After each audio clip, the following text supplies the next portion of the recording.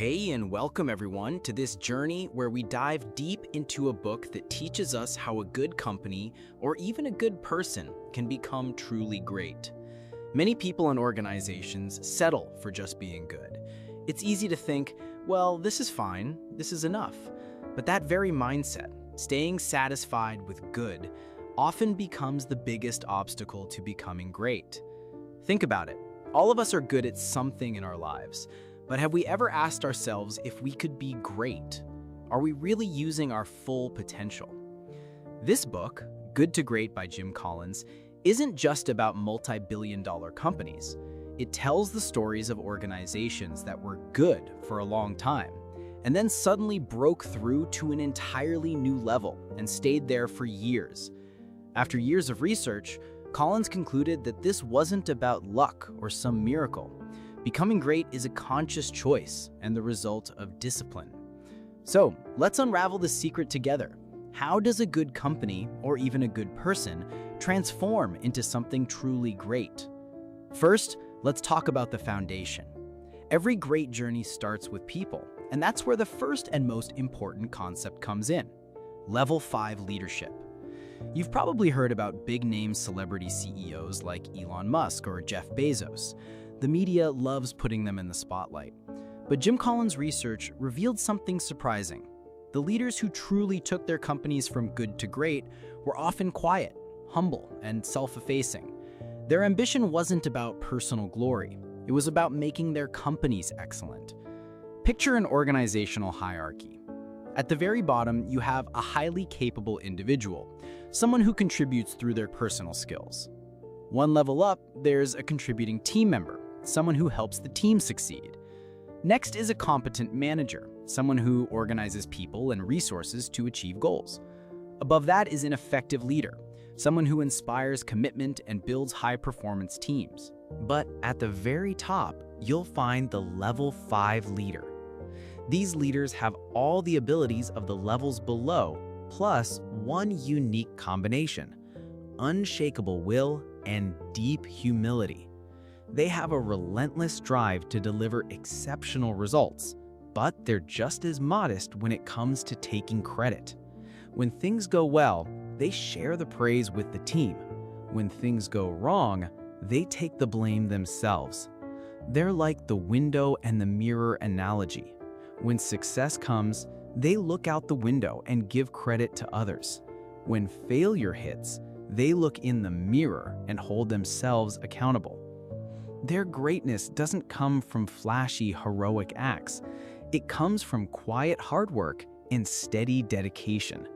Most importantly, they prepare their successors to become even more successful than they were themselves. This is a stark contrast to leaders whose egos lead them to set their successors up to fail. Take Darwin Smith, the CEO of Kimberly-Clark. He's the perfect example.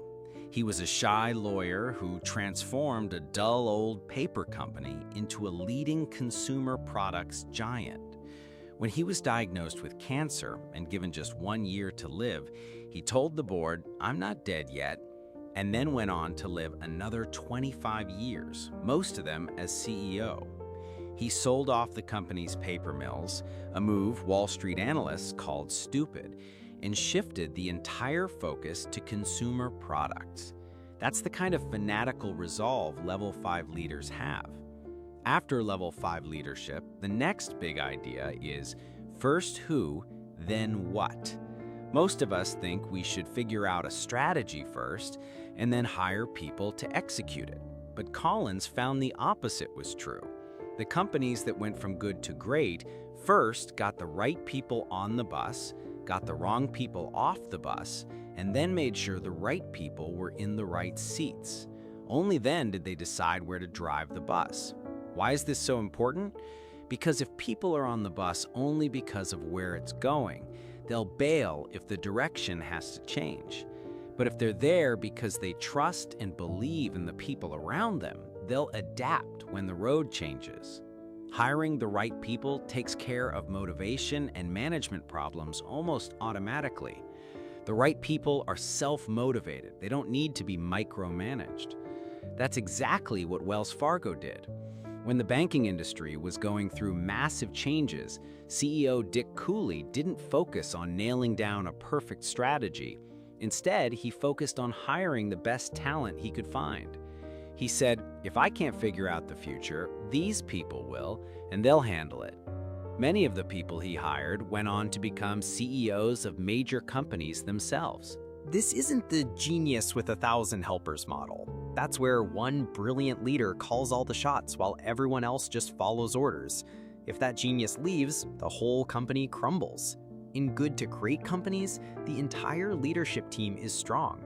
Everyone has a sense of ownership. And it's crucial to be rigorous, not ruthless. Being rigorous means always holding high standards, especially at the top. Being ruthless means mindlessly laying people off. Good to great companies rarely did that. They hired slowly and carefully, but once they realized someone was in the wrong role or not the right fit, they acted quickly. Most importantly, they put their best people on their biggest opportunities, not on their biggest problems. Solving problems can make you good, but seizing opportunities is what makes you great. The third pillar is confront the brutal facts, yet never lose faith. Great decisions only happen when you're willing to face the hard truth, no matter how tough or uncomfortable it is. And you have to do this without ever losing faith that you'll ultimately succeed.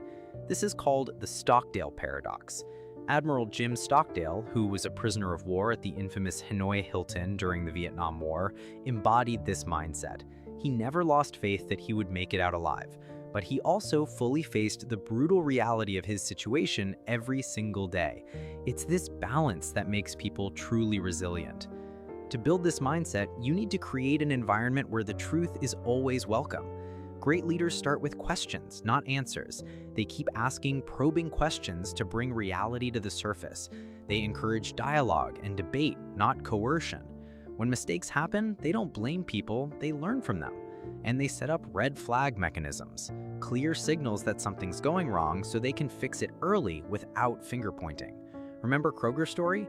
When Americans' shopping habits shifted, A&P ignored that brutal fact and collapsed. But Kroger faced it head-on and transformed itself with modern superstores, and that's what made it great.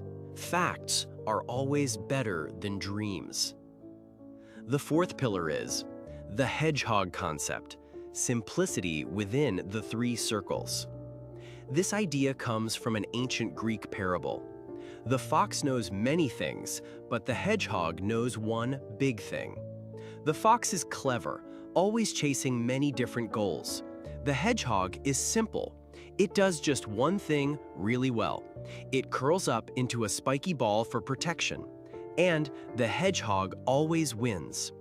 Companies that went from good to great acted like hedgehogs. They focused on one simple, clear concept and avoided distractions at all costs. This simple idea sits at the intersection of three circles. 1. What can you be the best in the world at? This isn't just about what you're good at today or your current core competence.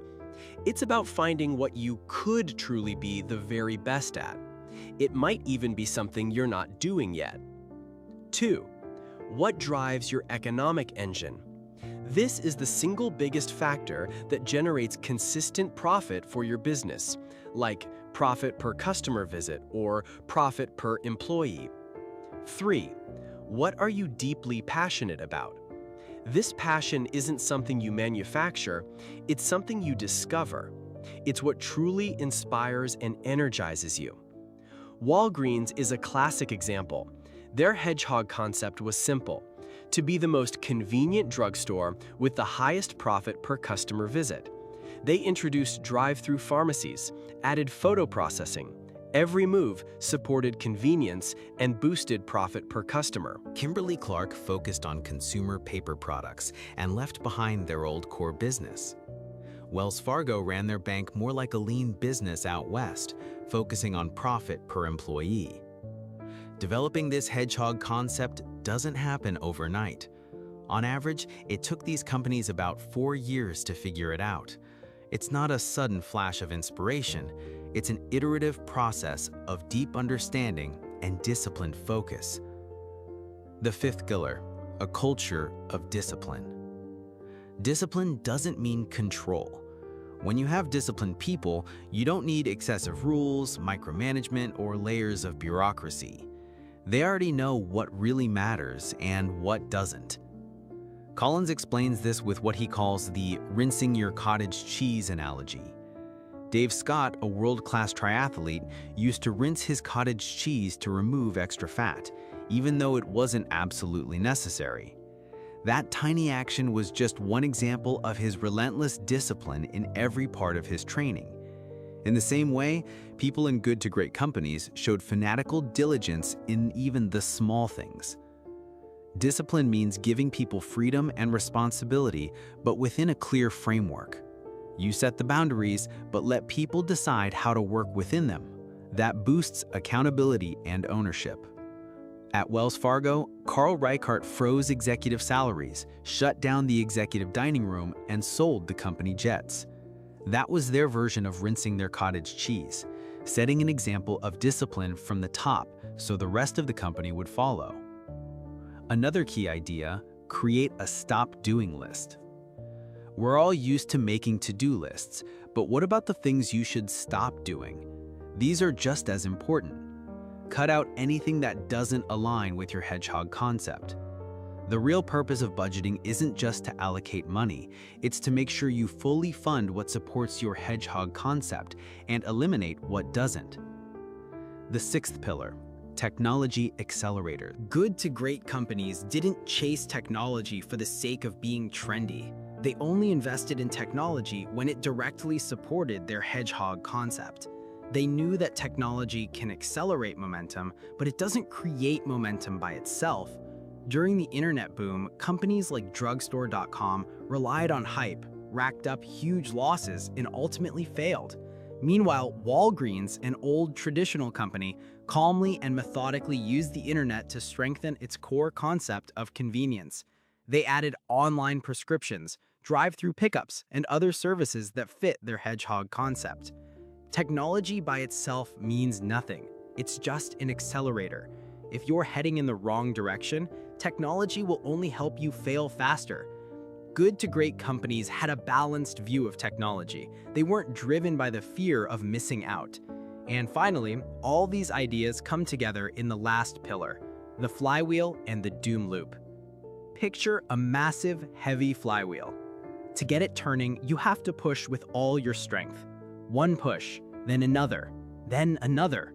At first, it hardly moves at all, but you keep at it, push after push after push. After hundreds or even thousands of pushes, the flywheel picks up momentum. Eventually, it's spinning so fast that it's almost unstoppable. And if someone asks you which one push made it spin so fast, you can't answer. Because it wasn't one push. It was thousands of pushes, one after another, building unstoppable momentum. That's how real build-up and breakthrough works. Companies don't go from good to great overnight. The media loves to highlight the breakthrough moment, as if it were a sudden miracle. But inside the company, it's always an organic, cumulative process. Small and big actions, consistent decisions, steady effort. All of it stacks up over time. For example, when Kimberly-Clark decided to sell its old paper mills, that was a big push. But even then, it took thousands more pushes, choices, and actions to reach greatness. In contrast to the flywheel is the doom loop. This is what happens when companies jump on a flashy idea, but work in stops and starts. They pour in exhausting effort, see poor results, and then quickly jump to a new idea, hoping for one big breakthrough that never comes. Every time they change direction, they lose momentum and the wheel stops spinning. That's exactly what happened with Harris Corporation. When a new CEO completely changed the business model, the flywheel stalled and the doom loop took over.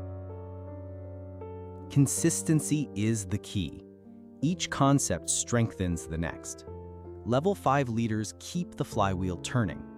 First who, then what, gets the right people on board. Confronting the brutal facts clarifies what to do next. The hedgehog concept sets the clear direction. A culture of discipline makes sure that work stays steady. Technology accelerators add speed to that momentum. So this isn't just a business book, it's a life lesson. If you apply these principles to your own life, you can turn your own mediocrity into greatness. Becoming great isn't harder than staying average. In fact, staying mediocre often costs more energy and frustration in the long run. Here's the ultimate question. What is the work you love so much that you feel compelled to make it great? If you ever catch yourself asking, why bother being great? Isn't success enough? You might be in the wrong line of work, because when you truly care about something deeply, striving for greatness isn't forced, it's the only way forward. So go find the level 5 leader within you. Get the right people on your bus. Face the brutal facts, but never lose faith. Discover your own hedgehog concept, that one thing you can be the best at, that drives your economic engine, and that you're truly passionate about. Build a culture of discipline. Use technology as an accelerator, not a crutch, and keep pushing that flywheel in the same direction, over and over again. The breakthrough will come. Thank you, and keep pushing yourself to become truly great.